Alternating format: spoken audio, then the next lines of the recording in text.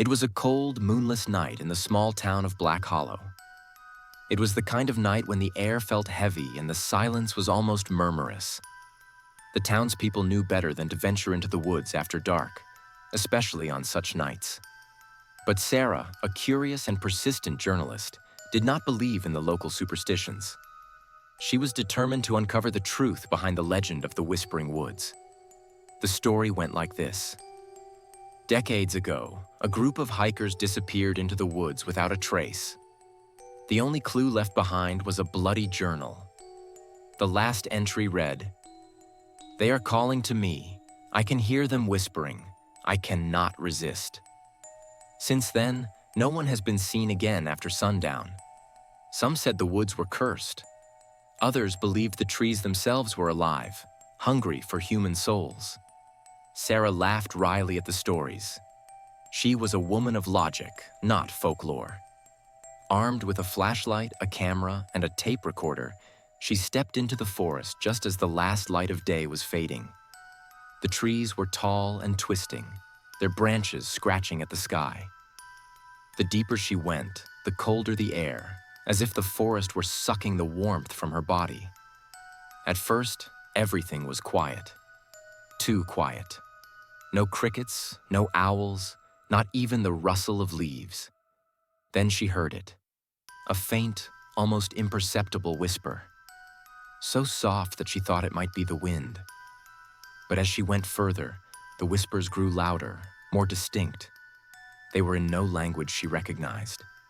The voices were guttural, foreign, and seemed to come from all over her. The flashlight flickered.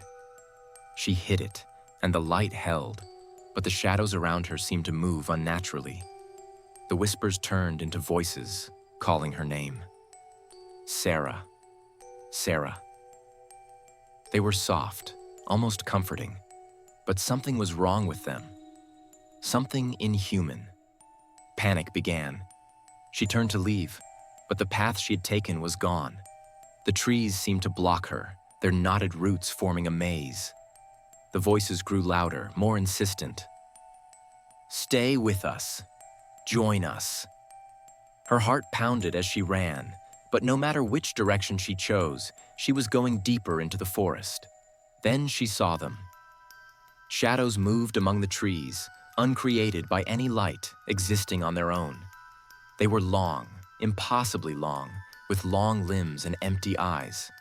They were not walking, they were gliding, their forms flickering like static. Sarah froze, her breath visible in the freezing air. The shadows surrounded her, their whispers now a deafening chorus. She dropped her camera and recorder, clutching her ears to block out the noise. But it wasn't just in her ears. It was in her mind, clawing at her thoughts, her sanity. She fell to her knees, screaming, but no sound came. The shadows closed, their cold, skeletal hands reaching for her. The next morning, a search party found Sarah's equipment scattered near the edge of the forest. The camera's memory card had failed, but the voice recorder was still working. When they listened back, all they heard was static and faint, inhuman whispers. Sarah was never seen again. The Whispering Woods remain intact to this day. Locals say that if you stand at the edge of the forest on a quiet night, you can still hear the voices that draw you in. And if you listen very carefully, you can answer